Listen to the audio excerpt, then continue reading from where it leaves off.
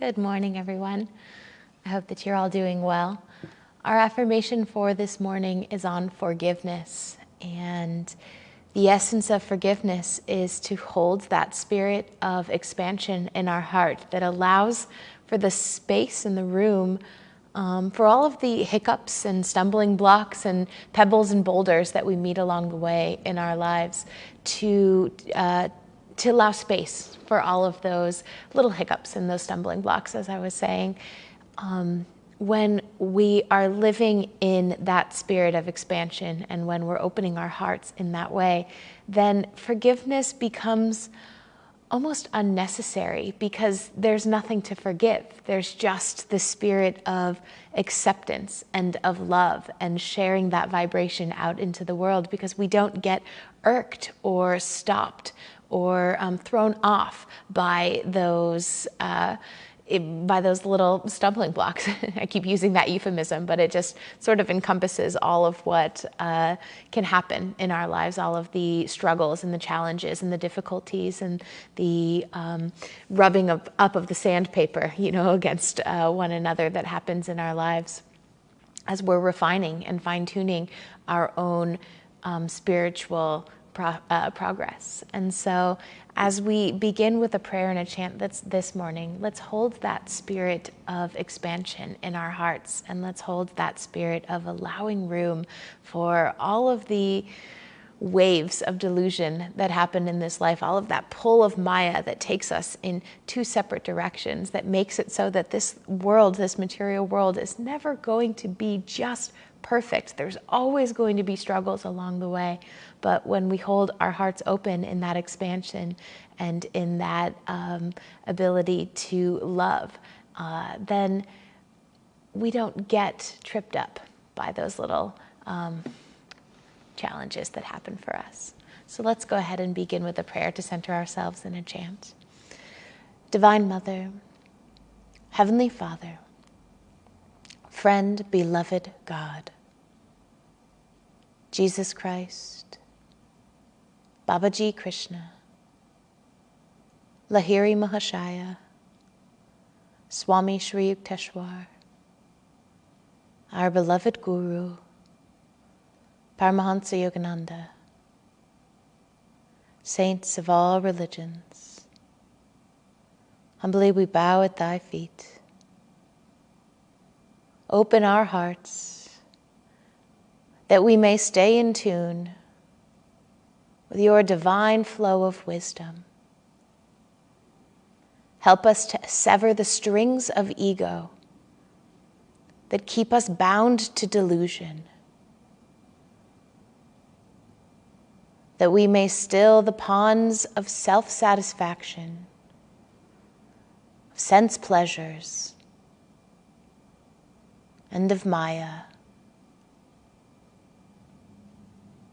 living in the crystal pools of thy stillness. Om, peace. Amen. And the words are so simple to the chant. Be thou mine, Lord, I am thine, be thou mine. But if we sit in that reality of what it would truly mean to live from that state of consciousness, this is how all of the great avatars and the masters live. And this is in their incarnations, what they come to show us. They live in that consciousness where they're moving through the world and acting and interacting and eating food and meditating and doing all of the things that we as human beings do in this world, in this material world of duality. And so they act out the part, they play the role of the human incarnation, but their consciousness is always one with the divine. Lord, I am thine, be thou mine. And just imagining what it would be like to move through the world flowing with that consciousness, knowing that that is our true reality, where there is no experience of anger or experience of delusion because your consciousness is always one with truth. Your consciousness is always planted in that space of knowing that this dream reality is not our true state, is not our true reality, is what I was going to say. And, it reminds me, as Patanjali teaches us in the yamas and niyamas, we learn that when we're interacting in these states where our attunement, the yamas and niyamas are the do's and don'ts of yoga, how to live a yogic lifestyle and how to be in tune. And with each one, ahimsa, practicing nonviolence, non-lying, practicing contentment, austerity.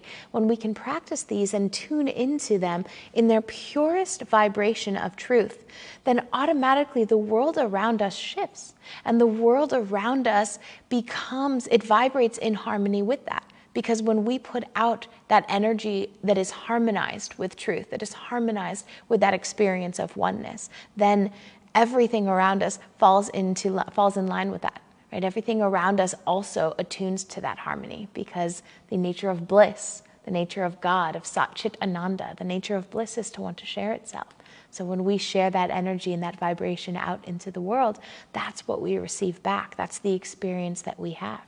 Until we get to a place where we don't even recognize anger, frustration, greed, self-aggrandizement, any of these emotions or these meannesses of the heart that can contract us down. We don't even notice them because they're so beyond our reality. It's reminding me just immediately of the story that Swami Kriyananda has told many times, and many of us have shared over and over again over the years at Ananda, because it's such a beautiful and perfect story of the sadhu who was out in the town and a little bit quirky, just acting a little differently than maybe the people in the town would act. And a group of boys come up and they started throwing stones and rocks and pebbles at him. And he comes home bruised and bloodied and cut up and with scrapes all over his body from these rocks that had been thrown at him by these boys who were making fun of him. And his disciples say, "Oh, Guruji, what happened? What happened to you?" And he's laughing and laughing. And he says, "Oh, the boys were playing with me in town. I had a lovely walk along the river and the boys were just playing with me." And it's not delusion, and it's not farce, right? He's not pretending. That's the reality that great sadhu, that great spiritual teacher knew, because it was the only reality that he could receive. Because when we have no space in our heart for the expression of anger, of hatred, of greed, of pride, of pedigree, of racial bias, I was just thinking of the meannesses of the heart that Swami Kriyananda, or Swami Sri Yukteswar writes about.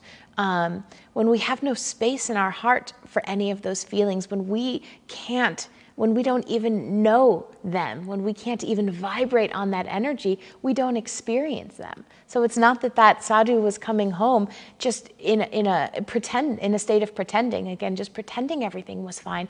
It was that experience couldn't even touch him, because those emotions, that vibration, that gross energy, I don't mean gross as in disgusting, I mean gross as in dense and harsh and downward pulling, that gross energy of anger and hatred, it didn't even register in him. He couldn't even feel it. And I'm speaking about all of this. This all does have to do with our topic of forgiveness today and our affirmation on forgiveness, because when we can move to that place of feeling that oneness with the divine, where we don't even touch into the experiences of those contractions of the heart, anger, greed, frustration, pain, wishing things were other than they were, when we don't even tap into the vibration of those emotions in our own experiences, in our day-to-day lives, then there's nothing to forgive. There's no need to ask forgiveness, and there's no need to offer forgiveness, because much like Swami Sri Yukteswar says to Yogananda, to Master, when he comes back from his escape into the Himalayan mountains, where he wanted to go and find truth and be with truth, and he comes home a little bit shamefacedly at the end of that, a little sheepishly, and he says to his guru, "Aren't you angry with me?" And Sri Yukteswar's response is, "How can I be angry when I had no expectation of you?" And that's not demeaning, "Oh, I expect nothing of you." It's heart opening. I have no expectation, because everything flows through the divine will. Everything in life happens as Divine Mother expects it, as Divine Mother plans it to. And my job is to tune into that vibration. So I have no expectations of you. It's not a contraction. Oh, I don't expect anything of you anyway. It's opening up into that. I had no expectations. How could I have expectations when everything is the will of the divine? So when we're living in that reality of truth, just like the sadhu who's being pelted with stones can't feel the anger because that vibration has nowhere to remain in him. It doesn't register for him. Or just as Sri Yukteswar can look at his disciple with such love and say, I had no expectations of you. When we're living in that consciousness of oneness, then we too are living in that state where forgiveness, this is what I said before we prayed and chanted this morning, it's irrelevant because we don't need it. We don't need it because we don't feel that expression. There's nothing to forgive, and that's the ideal, right? I was just thinking, I don't want to end there or think anyone, or imagine that anyone thinks I'm suggesting that's just how we move through the day. That's not where most of us are, and certainly not where I'm at. And I'm sure I'll share some stories today of experiences I've had with that, where I've had to ask forgiveness for my own reactivity, or I've offered forgiveness for the reactivity of someone else, because we're human beings and our consciousness is just there where we're struggling with that. The ego takes a hold of us and we just begin to struggle a little bit with it, and we get irked and tripped up and stumble along the way. But if we can remember where we're headed, if we can come back to the words of this chant, Lord, I am thine, be thou mine, be thou mine. In the midst of any experience, in the midst of any moment of pain, anger, greed, frustration, hurt, if we can remember to call on the divine, then we're attuning ourselves ever more perfectly toward that consciousness. And one day we will be just like the sadhu. We will be just like Sri Yukteswar. I had no expectations. How could I be angry when there was no expectation for you to act any one way? I didn't need anything from you. I'm here only to give you God. I'm here only to share the divine with each one of you. And that's where we're all headed. That's our divine promise. It's the soul promise. So let's begin reading Swami Kriyananda's affirmation this week on forgiveness. He begins, forgiveness is the sword of victory, which is an echo from the affirmation last week, which was on devotion, where he says, with the sword of devotion, I sever the heartstrings that tie me to delusion. And here we begin again with an exclamation point. Forgiveness is the sword of victory. And I sat with that quite a bit last night. What does that mean, the sword of victory? What is it that we're ultimately trying to be victorious over? And of course, the battle of Kurukshetra brings us right back to the victory. Victory is living in Dharma. Victory is surrendering the ego. So forgiveness is the sword of victory. It's the tool through which we can begin, moment by moment, in every circumstance, to move closer to that place of surrendering the ego. It's the active tool that we are able to use in every situation and circumstance. And if we think about it, or as I was thinking about it last night, really it is true, because whether you're in a position of needing to offer forgiveness for the hurt that somebody else has caused, or whether you're in the position of needing to ask forgiveness for the hurt or the mistake that you have caused or the pain that you have caused to somebody else, both of those actions require a surrendering of the ego. If we stay stalwart in our position of holding on to the ego, of holding on to the pain, if we take it from the perspective of needing to offer forgiveness for a harm that has been caused to us, if I contract my heart and I just hold on stalwartly to that pain, no, this was unfair, what they did was wrong, I have no room to forgive them. What happens if I forgive? What happens if I let go? Well, ask yourself that question. What happens if I let go? If we don't let go, then the anger and the frustration, it builds up within ourselves. It builds up within our own heart. So when we don't offer forgiveness, when we allow the ego to take charge and feel like its power rests in holding on to the pain, of holding on to what is justice, what is justified, what is right, then we're the ones who are actually losing, because it's our own heart that gets corrupted by that pain. It's our own heart that has to hold on to. It's like we have a vessel, like a goblet or a cup or something that's filled up, and we fill it up with pain. And if we forgive, we're just soldering a little hole into it where that toxicity can just flood out or flow out. But if we don't actually leave room for that toxicity to spill out, for that anger and that hurt to spill out, we're the ones in the end that lose. We're the ones that are in pain as a result of that. Perhaps the other person is also stuck in that pain, and that's something else to think about. When we don't offer our own forgiveness to others, not only do we stay stuck within ourselves, but we're also vibrationally keeping that other person stuck to a certain extent. We're still tethered to them. Right? Each of us makes our own choices and our own decisions, and so that person who has harmed you may be able to, through the grace of God, through prayer, through sadhana, be able to find the space to let go of that harm in their own heart, but you're still holding a tether to them. You're still holding onto a string there, and we're tying them down. So we're contracting not only within ourselves, but we're also creating that contraction for the other person. And of course, no one wants to live in reactivity and contraction. We're all trying to, no matter where we are on our spiritual journey, no matter if we call ourselves spiritual or not, there's nobody in the world who wants to live, who truly and honestly wants to live in a contracted and angry state. We're all trying to be happy. That's the nature of, that's what each one of us is craving. That's the journey that we're on. We're all trying to seek happiness until we learn that it's ultimately bliss and not just fleeting happiness that we're seeking. So he begins with us, forgiveness is the sword of victory. Always offer forgiveness, always give forgiveness, always ask for forgiveness, because these are the little arrows that we can use to just puncture the ego enough to help to get it to that place of surrender, to help to get it to that place. I mean, we all know the story of Bhishma surrender when it chooses to. We have to have the strength to say, I know that the ego's reality, the ego's pull toward delusion, toward contraction, toward staying stuck is not where I want to live. So I surrender to it. I surrender to God's grace. I surrender to expansion, to love, to peace, to harmony.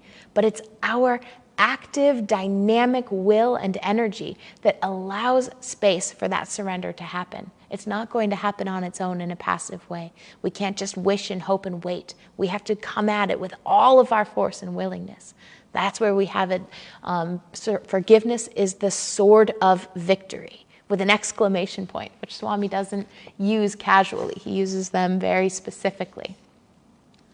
When we forgive those who seek to hurt us, we rob them of their power, their very power to do us harm. Better still, if they respond with love, they will unite their strength to ours, and so our strength becomes doubled. When we forgive those who seek to hurt us, we rob them of the very power to do us harm. Better still, if they respond with love, they will unite their strength with ours, and so our strength becomes doubled. Everything in this world is consciousness. Everything is consciousness.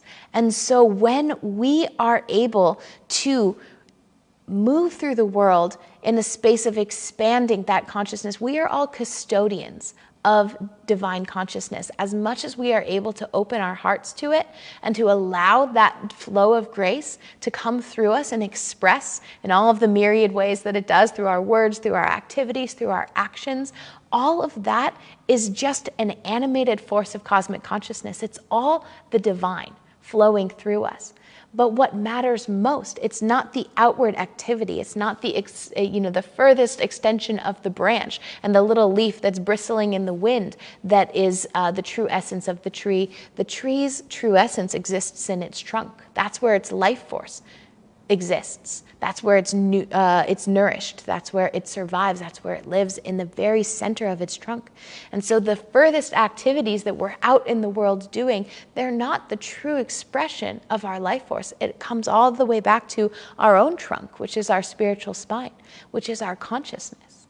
I have a friend of mine who this was about a year or so ago, she was doing an interview with one of our friends here in the community, and she just said a phrase that has stuck with me. She was talking, this woman was asking her about the future and what she sees in the future and how things are going to change and how these spiritual teachings, and just spirituality in general is going to shift in the future. What did she foresee?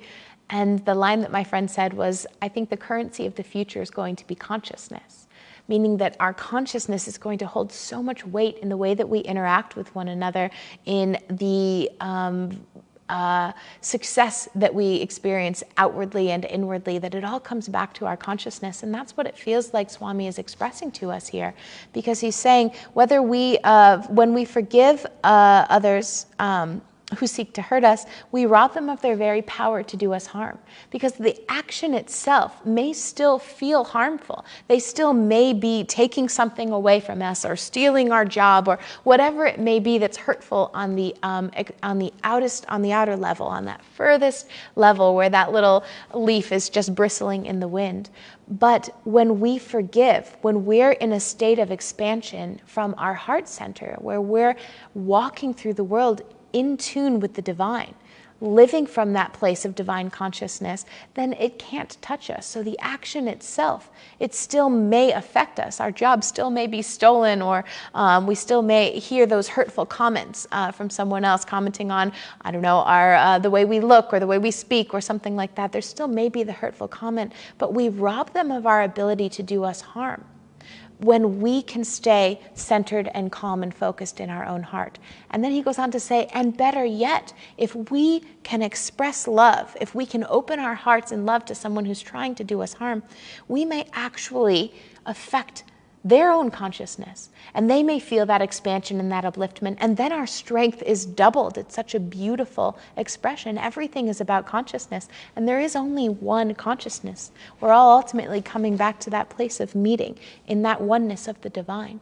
And so anytime we can act in a way that is God reminding, particularly when the energy around us is Mayic, when the energy around us is trying to force us deeper into that delusion, anything we can do to call out to the light in those moments where the darkness is trying to contract us, then that strength, it gets doubled. That strength finds more strength, because light shares with light and it expands out. A room can be in darkness for 1,000 of years, and the instant a light is turned on, the darkness vanishes. This is what Paramahansa Yogananda says.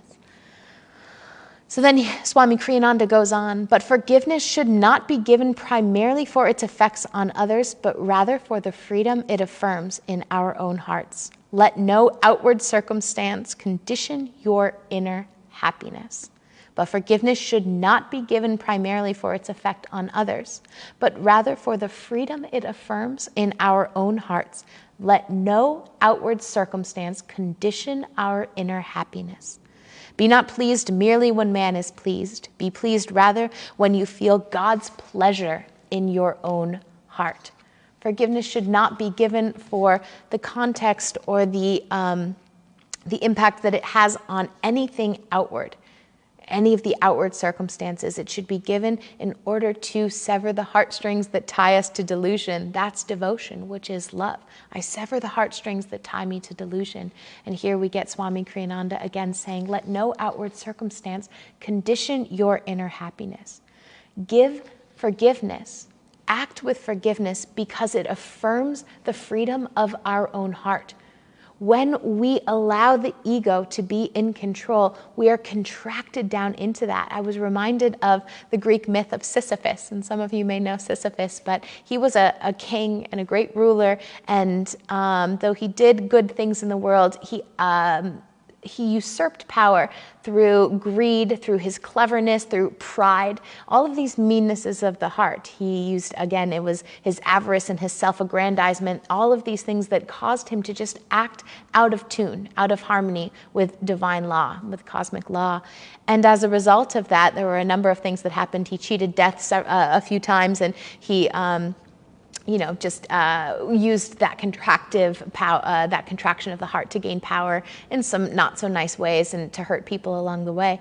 So Zeus gets involved, and Zeus punishes him to Hades, where he is forever doomed to roll a boulder up a hill, and then when he gets to the top of the hill, the boulder inevitably rolls back down. And for eternity, he's again forced to push that boulder up the hill. It gets to the top of the hill and rolls back down. And just imagining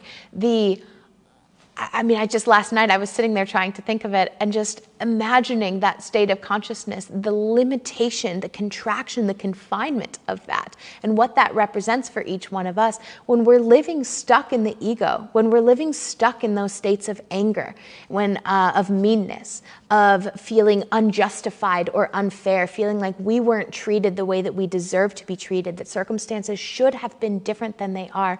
We're just like Sisyphus. We're trapped in those moments, pushing that boulder up a hill only to watch it fall back down, because we alone have the power to release the heart from those contractions. We alone have the power to live in that freedom. Forgiveness is the sword of victory. We are the ones who are keeping ourselves limited. And it can appear to us, and the logical mind can get involved, and it can tell us, well, it's this person's fault because of the way that they acted here, or it's that circumstance because I wasn't given an opportunity to do what I needed to do, or it's this person who took something from me, and now I'm without, they have more than I have, whatever it may be. We get the ego involved and the logic involved, and we can logic and reason our way out of pretty much anything. But logic is inherently flawed, because at some point the argument can always come back. I was recently watching something that was being set in sort of a courtroom-esque environment, and I watched how one side just laid out all of these beautiful arguments, and I go, yeah, that makes a lot of sense. I see exactly what they're saying. And then the other side comes in, and they argue all of their points, and I went, wow, those are actually some really good points too. And it was just that reality that logic ultimately comes back to a stalemate, because reason can fight with reason, and it can always find loopholes and ways to kind of sneak in. But when we're trying to reason our way out of those contractions of the ego and those limitations, we get stuck. It's only through the intuition of the heart, it's only through opening our heart to divine love that we can release the eternal doom of rolling that boulder up a hill eternally, only to have it fall back down. We're the ones that are keeping ourselves trapped there. We're the ones it's not Zeus who's coming in and condemning us to that state of consciousness. It's us. It's our own consciousness that keeps us bound there, that keeps us anchored there. And forgiveness is the sword that severs those strings. That's all we need to do. Open our heart in that expansion. Forgive. I don't have time to do the actual affirmation with you today, but I want to read it and then read the prayer, because the prayer is very powerful and beautiful here. So let me just begin. We can close our eyes and just read through this affirmation one time, really feeling its power. All that befalls me is for my good. I welcome any hurts that I receive as opportunities to grow in understanding. All that befalls me is for my own good. I welcome any hurts that I receive as opportunities to grow in understanding. And then the prayer Swami Ananda offers. Lord, how often the hurts that have sustained my life have grieved me. Strengthen my power of love, that I surrender all things to thee, my eternal friend. Strengthen my power of love.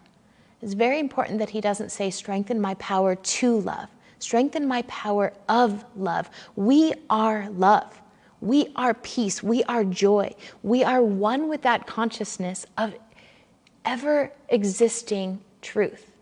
We are one with that consciousness that permeates all delusion, that light that shines in the darkness and takes away all of the shadows. All we need to do is remember that reality. It's not our ability to love. Maybe that's where we are now in our consciousness. We need to offer love as an act, as a state of willing energy and willingness. But where we're ultimately headed is back to that place of knowing we are love. Strengthen my power of love. Help me to be love, that I may remember only thee. And he says, strengthen my power of love, that I surrender. That's what the line I was looking for. That I surrender all things to thee. The way to surrender the ego, the way riddled with arrows, Bhishma standing, lying on his deathbed, riddled with arrows. It's only his power that can allow him to surrender to that death.